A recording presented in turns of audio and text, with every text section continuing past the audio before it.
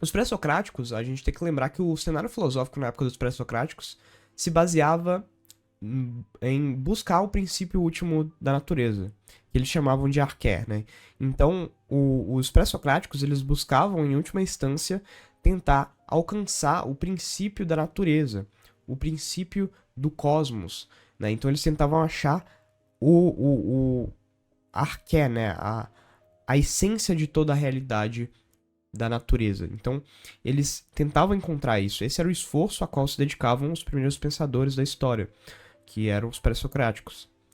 E então a gente viu, né, Tales de Mileto, que, por exemplo, postulava que a água era o princípio último da realidade, Anaximandro, que dizia que era o apeiron, que é o infinito, né?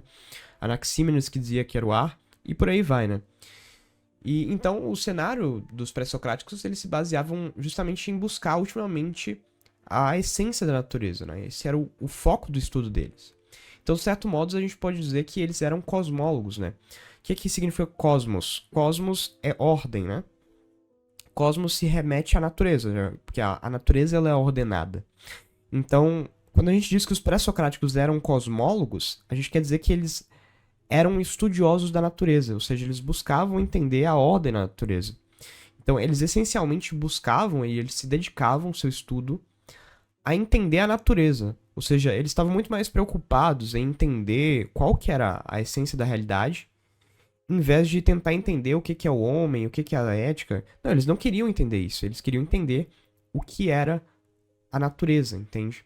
Esse era o foco do estudo dele. Então, basicamente, os pré-socráticos eles tinham uma noção muito cosmológica, ou seja, eles entendiam que o importante de fato era buscar o princípio da natureza. Então, eles eram cosmólogos, né? O estudo deles era muito baseado na cosmologia, em tentar entender a natureza em si. E por isso eles não se preocupavam com muitas questões relativas ao homem, como a ética e por aí vai, tá? Embora isso seja, de certo modo, ali um pouco na filosofia pré-socrática, né? Mas aparece em menor escala em comparação com a questão toda da natureza. Tá, então a gente tem esses pré-socráticos e eles tinham um método de filosofar um pouco até estranho, né?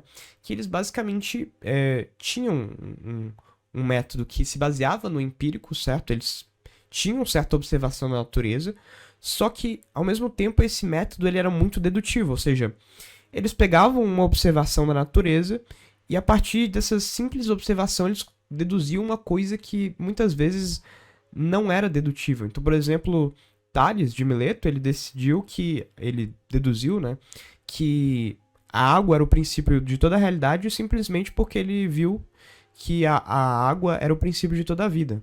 Ou seja, a partir de uma simples observação, ele deduziu algo que, teoricamente, não é dedutível logicamente, entende? Ou seja, era um método muito que tinha seu embasamento empírico, só que ele era muito dedutível, entende? Ele era muito. Ele dava muitos saltos lógicos, vamos dizer assim. Então, ele tinha essa carga empírica de observar e de questionar, mas tinha outro lado que era muito dogmático, de certo modo, e até dedutivo. Né? Ou seja, davam alguns saltos lógicos que não eram muito bem explicáveis, entende? Então, o método de filosofar deles era, de certo modo, meio estranho e meio ilógico, entende? Então, eles tinham esse método de filosofar bem peculiar, né?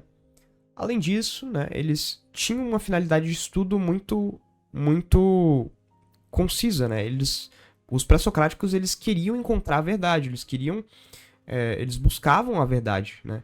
Então, eles não queriam aquilo que era útil, eles queriam aquilo que era verdade, eles queriam entender a verdade por trás da natureza, por trás do cosmos em si, né? Então, eles buscavam ultimamente a verdade.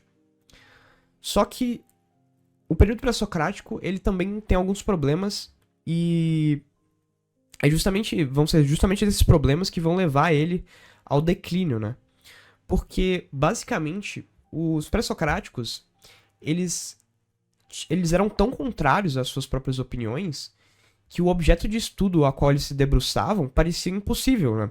Então, por exemplo, Tales de Mileto falava que o princípio último da realidade era a água. Aí, do nada, já vinha Anaxímenes e discordava dele e falava, não, é o infinito que é a essência da realidade. Aí depois vinha Heráclito e falava que era o fogo. E depois aparecia Empédocles e dizia que eram os 4 elementos, entende? Então cada um vinha com uma nova teoria e parecia que o estudo ele não estava progredindo, ou seja, parecia que o objeto de estudo que eles estavam se debruçando não fazia, não tinha como ser descoberto, ou seja, a partir dessa tanta contrariedade de opiniões que foi crescendo, cada um com sua própria filosofia, parecia que o estudo a qual eles estavam se debruçando não era possível.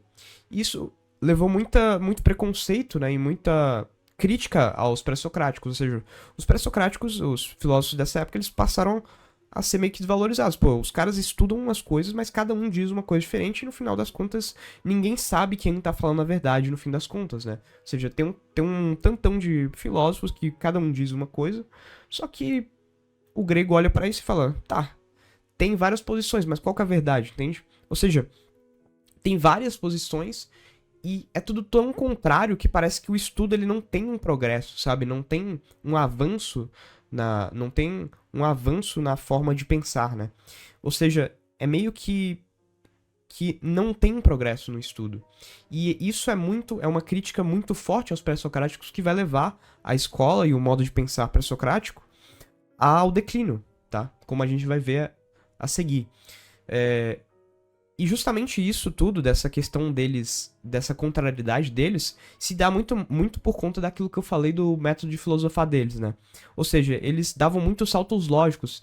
E esses saltos lógicos vai ser muito problemático, que vai ser justamente ele que vai ser responsável por essa questão da contrariedade, né? Ou seja, de não ter uma unidade na filosofia dessa época, do pensamento dessa época, certo? É tudo, cada um tem uma posição muito contrária à outra, certo? Além disso, a gente vai ter doutrinas doutrinas filosóficas que são totalmente contrárias a um senso comum e à percepção sensível em si, né?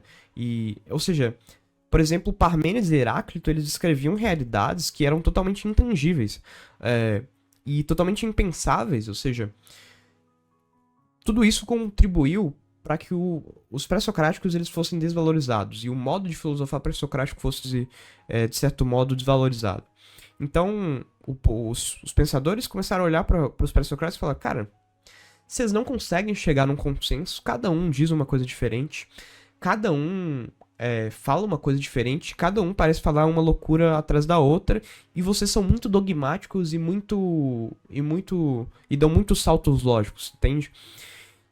Então vocês estão fazendo, e além de tudo isso, o objeto de estudo de vocês parece que não é possível de se alcançar uma verdade. Ou seja, os filósofos, os pensadores dessa época falaram, cara, então a gente tem que abandonar, a gente tem que inovar, e a gente tem que substituir esse método pré-socrático. Ou seja, a partir dessas críticas que vão sendo feitas aos pré-socráticos, a partir desses problemas que vão surgindo no modo de filosofar pré-socrático, os pré-socráticos, então, a filosofia pré-socrática, ela entra em declínio, e então vão surgir os sofistas.